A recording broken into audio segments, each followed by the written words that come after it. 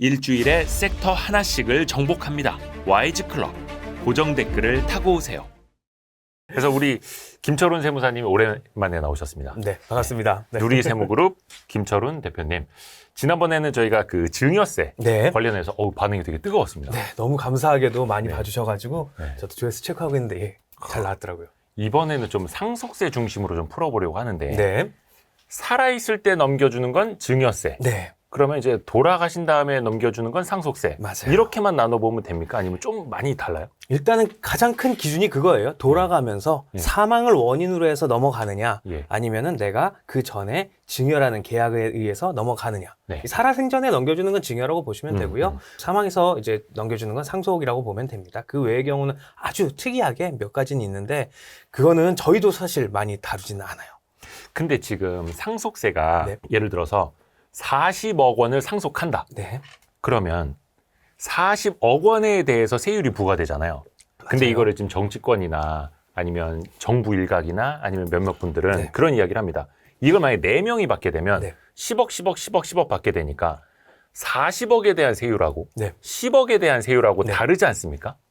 그래서 이거를 인당과세로 표현을 해야 되나? 네, 뭐, 예. 받는 사람 중심으로 이 제도를 개편을 해야 된다. 이 이야기를 하거든요. 네. 지금 현행은 돌아가시는 분이 40억을 물려주면 네. 이들이 10억씩 받건 네. 5억씩 나눠 받건 네. 40억에 대해서 지금 세금을 때리는 거죠. 예, 맞아요. 이게요, 지금 뭐 명칭으로 말씀을 드리면은 돌아가시면서 유산을 남겨줘요. 네. 그래서 그 유산에다 세금을 매기는 거를 유산세. 아, 유산세. 네. 그리고요, 이제 반대의 경우, 유산을 받았어요. 내가 이제 유산을 아버지가 남겨주신 부동산을 내가 유산으로 취득을 했어요. 네. 이거는 유산 취득세. 아하. 이렇게 두 개를 나누게 돼요. 네. 근데 말씀하셨던 대로 이 상속세는 누진세이기 때문에 일단은 유산에다가 매겨버리면 40억에다 매기기 때문에 세금이 훨씬 많이 나와요. 금액이 커질수록 세율도 올라가는. 맞아요. 네. 네. 이렇게 하는 나라가 OECD 23개 중에 4개만 요 방식을 채택을 하고 있고요. 아. 한국, 미국, 뭐 영국, 덴마크 이렇게 4개가 하고 있고요. 요거는 이제 상속세가 있는 나라 중에서 네. 네 곳만 이렇게 유산세로 한다. 맞아요. 이 특징은 세금이 많이 나온다. 그리고 이제 반대의 경우는 나머지 OECD국 19개국이 다 하고 있는데 얘는 세금이 아시다시피 적게 나와요. 자, 그럼 여기서 이제 우리가 생각을 해야 되는 게 뭐냐 하면은 돈이 많은 사람이 세금을 많이 내야 되느냐 아니면은 적게 내도 되느냐. 네. 요게 얘기가 나오고요. 예. 그래, 그러면은 4명이서 10억을 가져가서 세금을 적게 나오는데 네. 요는 넷이서 다시 한번 생각하는 거예요. 그래? 넷으로 나누면 10억 세금이 적게 나오네? 우리 한 명만 더 집어넣어서 5으로 나눠서 8로 하면 더 적게, 한 명만 더 넣어서 6, 7, 8 이렇게 위장으로 나눌 수가 있어요. 아. 자, 여기서 이제 뭐 사람마다 다른 뭐 관점이 나올 거예요. 아니, 돈 많은 사람은 많이 있으면 세금도 많이 내야지 라는 사람이 있을 테고요. 아니, 그게 뭐가 중요하냐, 자기가 가져가는 만큼에 대해서 세금을 내는 게 맞지 않느냐, 이게 늘 충돌을 하는 거예요. 네네네네. 그래서 뭐 지금까지 우리나라 같은 경우는 좀 돈이 많이 있는 사람들은 네. 세금을 많이 내야 되는 게 맞지 않느냐 형태로 왔었었고요. 그렇죠. 그 와중에 이 상속세가 지금 이렇게 많이 나온 게 왜냐하면 부동산 가격이 폭등을 했어요. 그 전까지는 상속세 내는 사람이 그렇게 많지는 않았어요. 그렇죠. 예전에는 뭐 집값이 뭐 한 3억, 5억이었다면 네. 이제는 10억, 20억이니까. 그렇죠. 3억, 5억이면은 일단 5억 밑은 무조건 세금이 상속세가 안 나와요. 아. 그리고 돌아가신 분께서 배우자가 있다. 그럼 10억까지는 세금이 상속세가 안 나와요. 아. 지금까지는 안 내는 사람이 많았는데. 경제 규모가 커지면서 네. 자산 사이즈 커지면서 많이들 내게 됐다라는 그렇죠. 그런 거죠. 그래서 이제 뭐 이거를 세금 방식을 바꾸느냐, 좀 전에 말씀하셨던 대로 4명으로 나누느냐. 그런데 이렇게 하면은 당연히 세금이 적게 나오니까 세금 수입이 줄어들게 되죠. 그래서 작년에 한창 논의를 하다가 세금을 적게 걷어들인다가 많이 나와서 일단은 보류가 되었습니다. 그러니까 상속세 세율뿐만이 아니라 이게 유산세 방식인지 유산 취득세 방식인지가 또 하늘과 땅을 가르는 거네요. 맞습니다. 음. 이게 재밌는 건 제가 하는 일 중에 저는 네. 이제 국제적인 걸로 많이 해서 해외의 상속이라든지 해외의 증여 이런 걸 맞아요. 좀 많이 다뤄요. 그 국제세법 많이 공부하셨잖아요. 예. 그래서 우리나라는 유산을 취득을 하는 거에 대해서, 아니, 유산에 대해서 과세를 하는데. 그러니까 물려주는 거에 대해서. 그렇죠. 다른 나라는 받는 거로 세금을 매기죠. 누가 얼마를 받았느냐에 따라서. 뭐 예를 들어 우리 집 어르신이 네. 100억을 물려줬건 네. 1000억을 물려줬건 내가 받는 돈이 100억이냐 1억이냐에 따라서 네. 이 돈을 받는 사람 내가 낼 건데 그렇게 갈라야 된다라는 거죠. 그렇죠. 그래서 어떤 일이 발생을 하냐 하면은 이제 일본이라고 할게요. 일본 같은 경우는 유산을 가져가는 사람들 위주로 가는데 돌아가신 분께서 한국에서 결혼을 해가지고 예. 자녀가 예를 들어서 3명이 있었어요. 예. 그리고 이제 한국 분이랑 이혼을 해가지고 일본 분이랑 결혼을 했어요. 예. 그래서 일본 분 밑에 자녀가 3이 있었다고 할게요. 네. 그러면은 이분이 이제 돌아가셨어요. 자산가인데. 예. 일본의 3명은 자기가 받은 것만 내겠다, 세금을. 네네네네. 근데 한국에서는 전체에 대해서 세금을 내야 된다라고 이야기하니까 서로 이해를 못 하는 거예요. 같은 아버지인데 아버지는 같고 어머니는 달라요. 근데 일본 사람들 입장에서는 한국에 왜 내가 받지도 않은 거에 대해서 세금을 내야 되는 거냐 네네네네. 해서 이걸 못 내겠다라고 한 거예요. 아버지가 돌아가셔서 재산은 물려주기 상속은 됐는데 한국에 대해서 세금을 못 내겠다. 나는 내가 받은 거에 대해서만 일본에 내겠다. 일본 사람들은 한국에서 그 사람들 일본에 살고 있으니까. 그렇죠. 네네네. 어떻게 됐어요, 그래서? 세금을 안 내고 있어요. 매일 상상할 수 없을 만큼의 네. 가산세가 늘어나고 있습니다. 한국 국세청에서 때리는 거예요? 네. 근데 그 사람들 어차피 한국 와서 살 거 아니면 의미 없잖아요. 그렇죠. 그래서 한국에선 재산이 있잖아요. 이 돌아가신 분이 한국에도 부동산이 많이 있고요.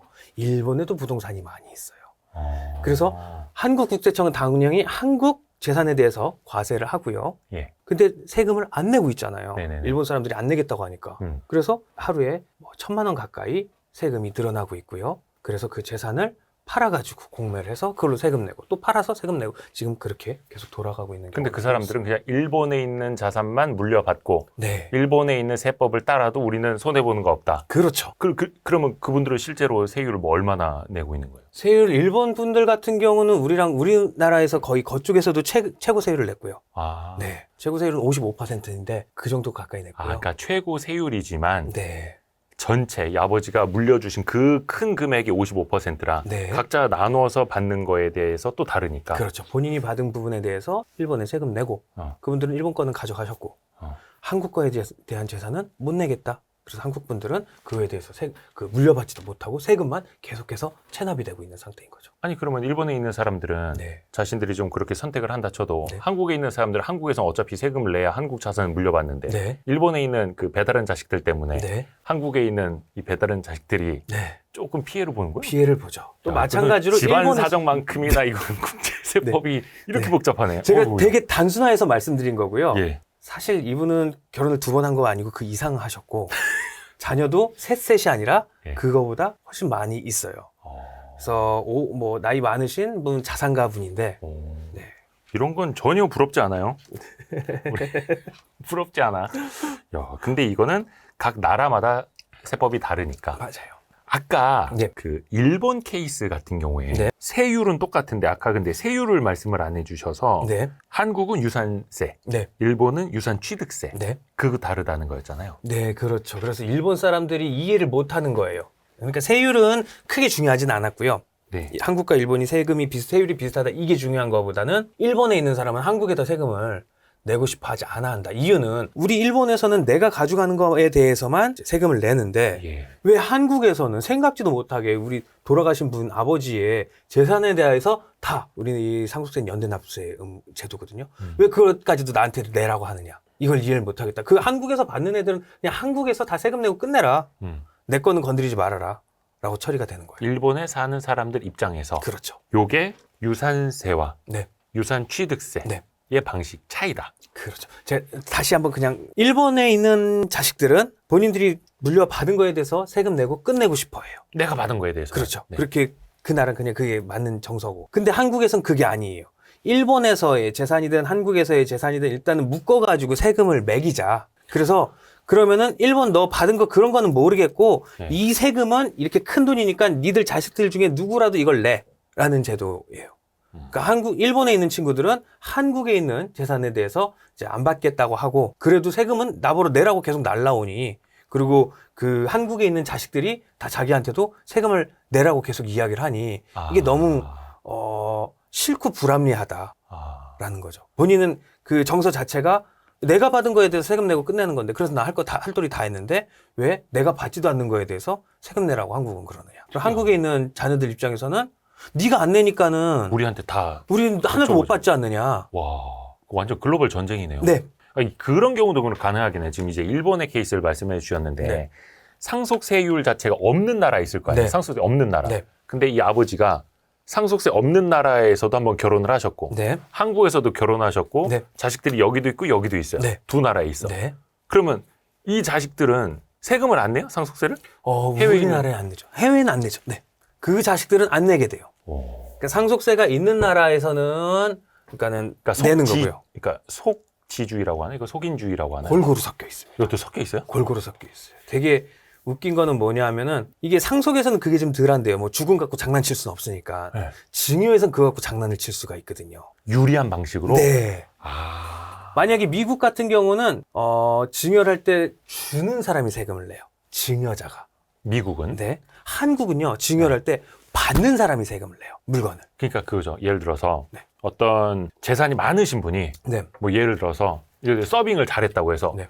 이대호 웨이터 이리 와봐. 내가 한 1억 증여해 줄게. 네. 근데 세금 내가 다 내고 너한테 순수하게 1억이 떨어지게 줄게. 네. 라고 하는데 네. 그게 이제 미국 케이스고 네. 우리나라에서는 내가 1억을 증여해 줘도 네. 내가 받았는데 네. 1억이 아니네. 이렇게 되는 거죠. 예. 제가 다시 설명을 좀 드리면은 네. 미국에서는 증여세라는 것 자체가 주는 사람이 내는 세금, 네. 우리나라는 받는 사람이 내는 세금, 그 물건을. 그러면은 우리나라에서 미국에 있는 애한테 증여를 하잖아요. 네. 그럼 미국은 주는 사람이 한국에 있으니까 미국은 받는 사람밖에 없으니까 네네. 세금을 안 내요. 한국은요 받는 사람이 세금을 내야 되니까는 네. 받는 사람이 한국에 없으니까 세금을 안 내요. 예. 내 자식을 미국으로 보내요. 이걸 가지고. 아. 내 자식을 미국으로 보내서 오. 미국에 있는 내 자식한테 내 재산을 줘요. 증여를. 오. 한국은 받는 사람이 세금을 내야 되는데 한국엔 받는 사람이 없네? 세금 안 내도 돼.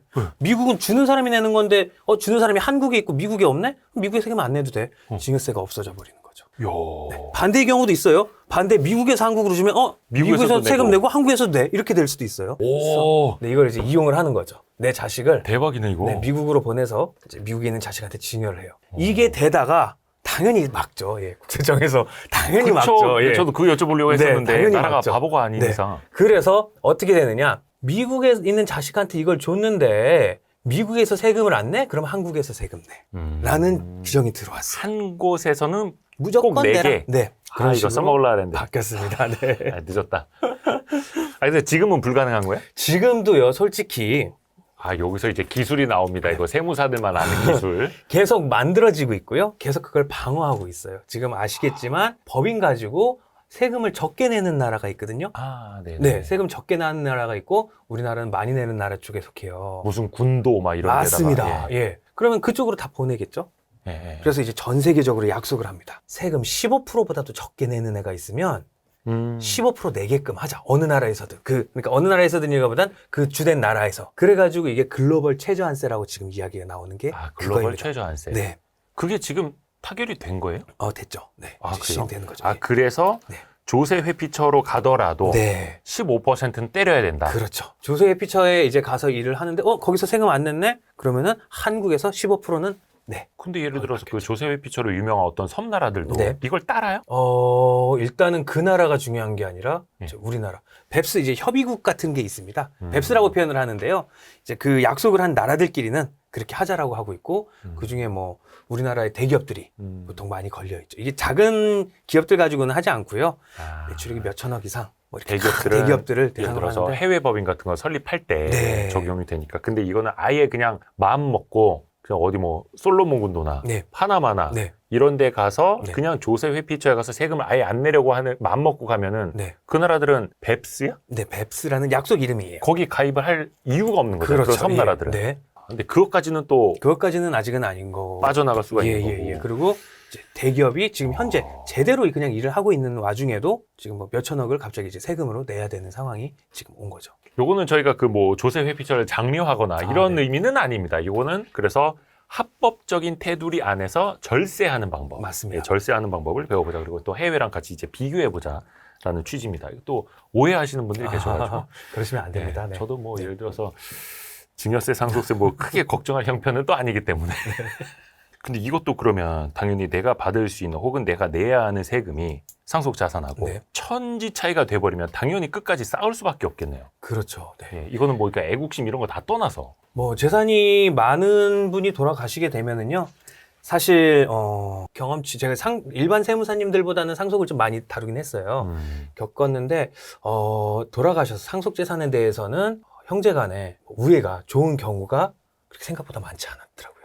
상속 자산이 많을수록 많지 않은 경우도 사실은 그래요? 그런 것 같아요. 예. 그래서 뭐 적은 자산으로도 결국은 네, 상속이라는 이 돈이랑 엮이니까는 우애가 좋은 경우는 별로 없었었고, 뭐 심지어는 뭐 부모님이 자녀분 욕을 제 앞에서 하더라고요. 그런 경우도 있었어요. 그러니까는 뭐 상속 재산을 받는 분들이 네. 뭐 제가 실제적으로 얘기할 수는 없으니까 뭐 예를 들어서 5분이라고 하면은 네. 한 분이 자리를 비울 때마다 그 4분이서 계속 그분의 안 좋은 얘기를 저한테 하는 거죠. 돌아가면서 이렇게 한 분이 자리 비울 때마다 그렇게 하고 친형제인데 형제에다가 사실 부모님까지도 있었었어요. 네. 그런 경우 거기 뭐가 이렇게 밑에 가루가 많이 남지 않았습니까? 콩가루 같은 거. 그래서 서로 자리를 안 비우시려고 하더라고요. 예, 뭐 하기사 우리가 이제 생각으로는 아버지가 100억만 물려주시면 나는 진짜 효도해야지 막 이렇게 네. 생각들 하는데 거기서 나오는 건 아니죠, 사실은. 그렇죠. 예. 거기에다가 이제 본인뿐만이 아니라 예. 본인의 배우자가 껴버리면은 이 배우자 입장에서는 사실 피를 나눈 형제들이 아닌데 저쪽에서 더 많이 가져가느냐 이런 거 가지고 또 그래서 많이 싸운다 하더라고요. 맞습니다. 네. 재벌들 경영권 분쟁도 사실은 배우자 때문에 터지는 케이스들 좀 있다 하고 예, 해서 우리는 돈은 없지만 행복한 걸로 네. 우리는 행복한 걸로 만족합니다. 너무 행복합니다. 네.